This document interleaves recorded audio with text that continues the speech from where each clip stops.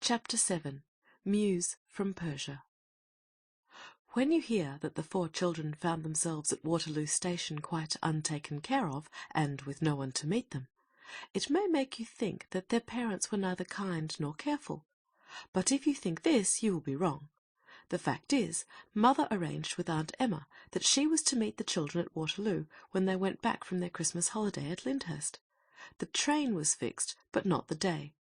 Then Mother wrote to Aunt Emma, giving her careful instructions about the day and the hour, and about luggage and cabs and things, and gave the letter to Robert to post. But the hounds happened to meet near Rufus Stone that morning, and what is more, on the way to the meet they met Robert, and Robert met them, and instantly forgot all about posting Aunt Emma's letter, and never thought of it again until he and the others had wandered 3 times up and down the platform at Waterloo, which makes 6 in all, and had bumped against old gentlemen, and stared in the faces of ladies, and been shoved by people in a hurry, and, by your leave, by porters with trucks, and were quite sure that Aunt Emma was not there. Then suddenly the true truth of what he had forgotten to do came home to Robert, and he said, "Oh, crikey!" and stood still with his mouth open, and let a porter with a Gladstone bag in each hand and a bundle of umbrellas under one arm blunder heavily into him, and never so much as said, "Where are you shoving to now?" or, "Look out where you're going, can't you?" The heavier bag smote him at the knee, and he staggered, but he said nothing. When the others understood what was the matter, I think they told Robert what they thought of him. "We must take the train to Croydon," said Anthea. "and find Aunt Emma." "Yes," said Cyril. "and precious pleased those Jevenses would be to see us in our traps." Aunt Emma, indeed, was staying with some Jevenses, very prim people. They were middle-aged, and wore very smart blouses, and they were fond of matinees and shopping, and they did not care about children. "I know Mother would be pleased to see us if we went back," said Jane. "Yes, she would, but she'd think it was not right to show she was pleased, because it's Bob's fault we're not met. Don't I know the sort of thing?" said Cyril. "Besides, we've no tin. No, we've got enough for a growler among us, but not enough for tickets to the New Forest. We must just go home. They won't be so savage when they find out we've really got home all right. You know, Auntie was only going to take us home in a cab." "I believe we ought to go to Croydon," Anthea insisted. "Aunt Emma would be out to a dead cert," said Robert. "Those Jevenses go to the theatre every afternoon, I believe. Besides, there's the Phoenix at home, and the Carpet. I vote we call a 4-wheeled cabman." A 4-wheeled cabman was called. His cab was one of the old-fashioned kind, with straw in the bottom, and he was asked by Anthea to drive them very carefully to their address. This he did, and the price he asked for doing so was exactly the value of the gold coin Grandpa had given Cyril for Christmas. This cast a gloom, but Cyril would never have stooped to argue about a cab fare, for fear the cabman should think he was not accustomed to take cabs whenever he wanted them. For a reason that was something like this, he told the cabman to put the luggage on the steps, and waited till the wheels of the growler had grittily retired before he rang the bell. "You see," he said, with his hand on the handle, "we don't want Cook and Eliza asking us before him how it is we've come home alone, as if we were babies." Here he rang the bell, and the moment its answering clang was heard, everyone felt that it would be quite some time before that bell was answered. The sound of a bell is quite different somehow when there is anyone inside the house who hears it. I can't tell you why that is, but so it is. "I expect they're changing their dresses," said Jane. "Too late," said Anthea. "It must be past 5. I expect Eliza's gone to post a letter, and Cook's gone to see the time." Cyril rang again, and the bell did its best to inform the listening children that there was really no one human in the house. They rang again and listened intently. The hearts of all sank low. It is a terrible thing to be locked out of your own house on a dark, muggy January evening. "There is no gas on anywhere," said Jane in a broken voice. "I expect they've left the gas on once too often, and the draught blew it out, and they're suffocated in their beds. Father always said they would some day," said Robert cheerfully. "Let's go and fetch a policeman," said Anthea, trembling. "And be taken up for trying to be burglars? No, thank you," said Cyril. "I heard Father read out of the paper about a young man who got into his own mother's house, and they got him made a burglar only the other day. I only hope the gas hasn't hurt the phoenix, said Anthea. It said it wanted to stay in the bathroom cupboard, and I thought it would be all right because the servants never clean that out. But if it's gone and got out and been choked by gas, and besides, directly we open the door we shall be choked too. I knew we ought to have gone to Aunt Emma at Croydon. Oh, Squirrel, I wish we had. Let's go now. Shut up, said her brother briefly. There's someone rattling the latch inside. Everyone listened with all its ears, and everyone stood back as far from the door as the steps would allow. The latch rattled and clicked. Then the flapper of the letterbox lifted itself. Everyone saw it by the flickering light of the gas lamp that shone through the leafless lime tree by the gate. A golden eye seemed to wink at them through the letter slit, and a cautious beak whispered, "Are you alone?" It's the phoenix, said everyone, in a voice so joyous and so full of relief as to be a sort of whispered shout. "Hush," said the voice from the letterbox slit. "your slaves have gone a-merry-making. The latch of this portal is too stiff for my beak, but at the side, the little window above the shelf whereon your bread lies, it is not fastened." "Righto," said Cyril, and Anthea added, I wish you'd meet us there, dear Phoenix. The children crept round to the pantry window. It is at the side of the house, and there is a green gate labelled Tradesman's Entrance, which is always kept bolted.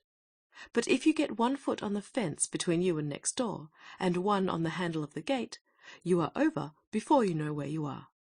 This, at least, was the experience of Cyril and Robert, and even, if the truth must be told, of Anthea and Jane. So, in almost no time, all 4 were in the narrow gravelled passage that runs between that house and the next. Then Robert made a back, and Cyril hoisted himself up and got his knickerbockered knee on the concrete window-sill. He dived into the pantry head first, as one dives into water, and his legs waved in the air as he went, just as your legs do when you are first beginning to learn to dive. The soles of his boots, squarish muddy patches, disappeared. "Give me a leg up," said Robert to his sisters. "No, you don't," said Jane firmly. "I'm not going to be left outside here with just Anthea and have something creep up behind us out of the dark. Squirrel can go and open the back door." A light had sprung awake in the pantry. Cyril always said that the phoenix turned the gas on with its beak and lighted it with a waft of its wing. But he was excited at the time, and perhaps he really did it himself with matches and then forgot all about it. He let the others in by the back door, and when it had been bolted again, the children went all over the house and lighted every single gas jet they could find. For they couldn't help feeling that this was just the dark, dreary winter's evening when an armed burglar might easily be expected to appear at any moment. There is nothing like light when you are afraid of burglars, or of anything else for that matter. And when all the gas jets were lighted, it was quite clear that the phoenix had made no mistake, and that Eliza and the cook were really out, and that there was no one in the house except the 4 children, and the phoenix, and the carpet, and the black beetles who lived in the cupboards on each side of the nursery fireplace. These last were very pleased that the children had come home again, especially when Anthea had lighted the nursery fire. But, as usual, the children treated the loving little black beetles with coldness and disdain. I wonder whether you know how to light a fire. I don't mean how to strike a match and set fire to the corners of the paper in a fire someone has laid already, but how to lay and light a fire all by yourself. I will tell you how Anthea did it, and if ever you have to light one yourself, you may remember how it is done. First, she raked out the ashes of the fire that had burned there a week ago, for Eliza had actually never done this, though she had had plenty of time. In doing this, Anthea knocked her knuckle and made it bleed. Then she laid the largest and handsomest cinders in the bottom of the grate. Then she took a sheet of old newspaper. You ought never to light a fire with today's newspaper. It will not burn well, and there are other reasons against it. And tore it into 4 quarters, and screwed each of these into a loose ball, and put them on the cinders. Then she got a bundle of wood and broke the string and stuck the sticks in so that their front ends rested on the bars and the back ends on the back of the paper balls. In doing this she cut her finger slightly with the string, and when she broke it, 2 of the sticks jumped up and hit her on the cheek. Then she put more cinders and some bits of coal. No dust. She put most of that on her hands, but there still seemed to be enough left for her face. Then she lighted the edges of the paper balls, and waited till she heard the fizz, crack, crack, fizz of the wood as it began to burn. Then she went and washed her hands and face under the tap in the back kitchen. Of course, you need not bark your knuckles, or cut your finger, or bruise your cheek with wood, or black yourself all over. But otherwise this is a very good way to light a fire in London. In the real country, fires are lighted in a different and prettier way. But it is always good to wash your hands and face afterwards, wherever you are. While Anthea was delighting the poor little black beetles with the cheerful blaze, Jane had set the table for, I was going to say tea, but the meal of which I am speaking was not exactly tea. Let us call it a tea-ish meal. There was tea, certainly, for Anthea's fire blazed and crackled so kindly that it really seemed to be affectionately inviting the kettle to come and sit upon its lap. So the kettle was brought and the tea made, but no milk could be found, so everyone had 6 lumps of sugar to each cup instead. The things to eat, on the other hand, were nicer than usual. The boys looked about very carefully, and found in the pantry some cold tongue, bread, butter, cheese, and part of a cold pudding, very much nicer than cook ever made when they were at home. And in the kitchen cupboard was half a Christmassy cake, a pot of strawberry jam, and about a pound of mixed candied fruit, with soft crumbly slabs of delicious sugar in each cup of lemon, orange, or citron. It was indeed, as Jane said, a banquet fit for an Arabian night. The phoenix perched on Robert's chair, and listened kindly and politely to all they had to tell it about their visit to Lyndhurst, and underneath the table, by just stretching a toe down rather far, the faithful carpet could be felt by all, even by Jane, whose legs were very short. "Your slaves will not return tonight," said the phoenix. "They sleep under the roof of the cook's stepmother's aunt, who is, I gather, hostess to a large party tonight, in honour of her husband's cousin's sister-in-law's mother's 90th birthday." I don't think they ought to have gone without leave, said Anthea. However many relations they have, or however old they are. But I suppose we ought to wash up. It's not our business about the leave, said Cyril firmly. But I simply won't wash up for them. We got it, and we'll clear it away, and then we'll go somewhere on the carpet. It's not often we get a chance of being out all night. We can go right away to the other side of the equator, to the tropical climes, and see the sun rise over the great Pacific Ocean. Right you are, said Robert. I always did want to see the Southern Cross and the stars as big as gas lamps. Don't go, said Anthea very earnestly. Because I couldn't. I'm sure Mother wouldn't like us to leave the house, and I should hate to be left here alone. I'd stay with you, said Jane loyally. I know you would, said Anthea gratefully. But even with you I'd much rather not. Well, said Cyril, trying to be kind and amiable. I don't want you to do anything you think wrong, but... He was silent. This silence said many things. I don't see... Robert was beginning, when Anthea interrupted. I'm quite sure. Sometimes you just think a thing's wrong, and sometimes you know. And this is a no time. The phoenix turned kind golden eyes on her, and opened a friendly beak to say, "When it is, as you say, a no time, there is no more to be said, and your noble brothers would never leave you." Of course not, said Cyril rather quickly, and Robert said so too. "I myself," the phoenix went on, "am willing to help in any way possible. I will go personally, either by carpet or on the wing, and fetch you anything you can think of to amuse you during the evening. In order to waste no time, I could go while you wash up." "Why," it went on in a musing voice, "does one wash up teacups and wash down the stairs?" You couldn't wash stairs up, you know, said Anthea. Unless you began at the bottom and went up feet first as you washed. I wish cook would try that way for a change. I don't, said Cyril briefly. I should hate the look of her elastic side boots sticking up. "This is mere trifling," said the phoenix. "Come, decide what I shall fetch for you. I can get you anything you like." But of course they couldn't decide. Many things were suggested: a rocking horse, jewelled chessmen, an elephant, a bicycle, a motor car, books with pictures, musical instruments, and many other things. But a musical instrument is agreeable only to the player, unless he has learned to play it really well. Books are not sociable, Bicycles cannot be ridden without going out of doors, and the same is true of motor cars and elephants. Only 2 people can play at chess at once with one set of chessmen, and, anyway, it's very much too much like lessons for a game. And only one can ride on a rocking horse. Suddenly, in the midst of the discussion, the phoenix spread its wings and fluttered to the floor, and from there it spoke. "I gather," it said, "from the carpet, that it wants you to let it go to its old home, where it was born and brought up, and it will return within the hour, laden with a number of the most beautiful and delightful products of its native land." What is its native land? "I didn't gather, but since you can't agree, and time is passing, and the tea things are not washed up." I vote we do, said Robert. It'll stop all this jaw anyways, and it's not bad to have surprises.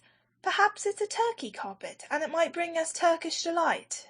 Or a Turkish patrol, said Cyril. Or a Turkish bath, said Anthea. Or a Turkish towel, said Jane. Nonsense, Robert urged.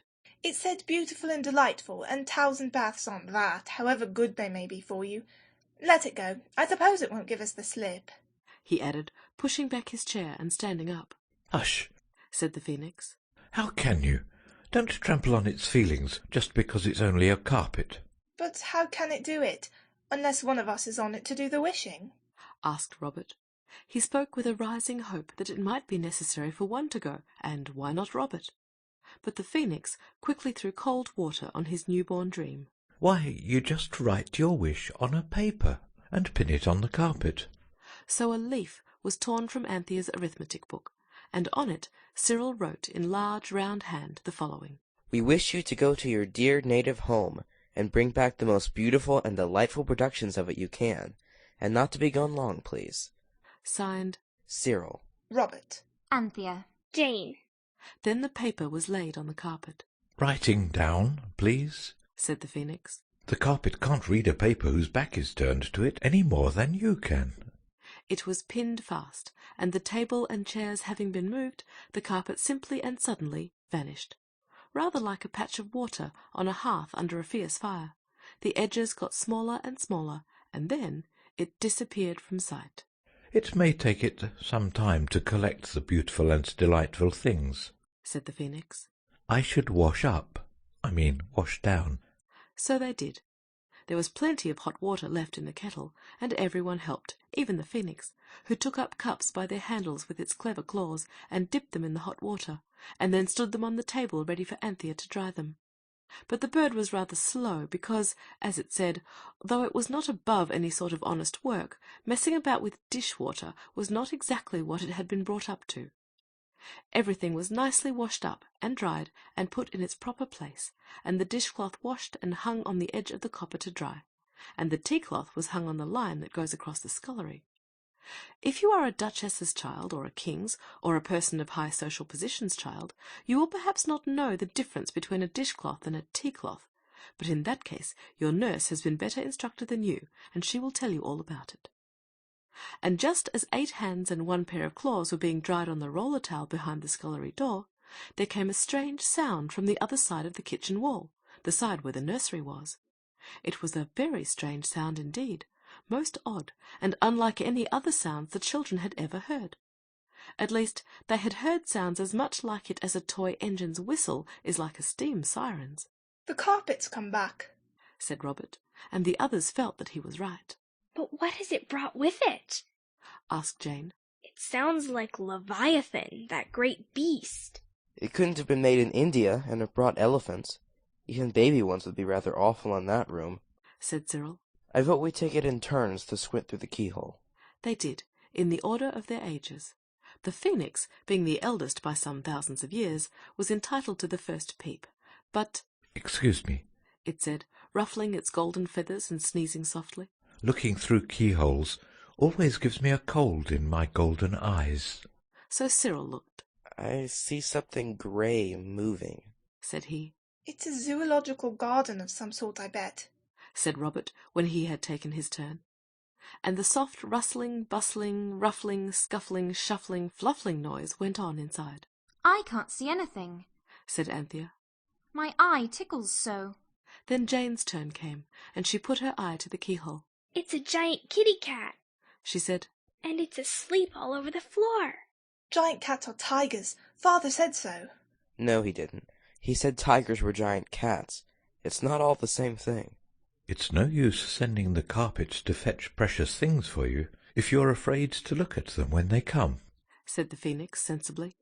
And Cyril, being the eldest, said, Come on. and turned the handle. The gas had been left full on after tea, and everything in the room could be plainly seen by the 10 eyes at the door. At least, not everything, for though the carpet was there, it was invisible, because it was completely covered by the 199 beautiful objects which it had brought from its birthplace. My hat! Cyril remarked. I never thought about it being a Persian carpet. Yet it was now plain that it was so, for the beautiful objects which it had brought back were cats, Persian cats, grey Persian cats, and there were, as I have said, 199 of them, and they were sitting on the carpet as close as they could get to each other. But the moment the children entered the room, the cats rose and stretched and spread and overflowed from the carpet to the floor, and in an instant the floor was a sea of moving, mewing pussishness, and the children with one accord climbed to the table and gathered up their legs, and the people next door knocked on the wall, and indeed no wonder, for the Mews were Persian and piercing. This is pretty poor sport, said Cyril. What's the matter with the Bounders? I imagine that they are hungry, said the Phoenix. If you were to feed them... We haven't anything to feed them with, said Anthea in despair, and she stroked the nearest Persian back. Oh, pussies, do be quiet. We can't hear ourselves think. She had to shout this entreaty, for the Mews were growing deafening. And it would take pounds and pounds worth of cat's meat. Let's ask the carpet to take them away, said Robert, but the girls said, No! They're so soft and pussy, said Jane. And valuable, said Anthea hastily. We can sell them for lots and lots of money. Why not send the carpet to get food for them? Suggested the Phoenix, and its golden voice came harsh and cracked with the effort it had to make to be heard above the increasing fierceness of the Persian Mews. So it was written that the carpet should bring food for 199 Persian cats, and the paper was pinned to the carpet as before. The carpet seemed to gather itself together, and the cats dropped off it, as raindrops do from your mackintosh when you shake it. And the carpet disappeared. Unless you have had 199 well-grown Persian cats in one small room, all hungry, and all saying so in unmistakable Mews, you can form but a poor idea of the noise that now deafened the children and the Phoenix. The cats did not seem to have been at all properly brought up. They seemed to have no idea of its being a mistake in manners to ask for meals in a strange house, let alone to howl for them. And they mewed, and they mewed, and they mewed, and they mewed, till the children poked their fingers into their ears and waited in silent agony, wondering why the whole of Camden Town did not come knocking at the door to ask what was the matter, and only hoping that the food for the cats would come before the neighbours did, and before all the secret of the carpet and the Phoenix had to be given away beyond recall to an indignant neighbourhood.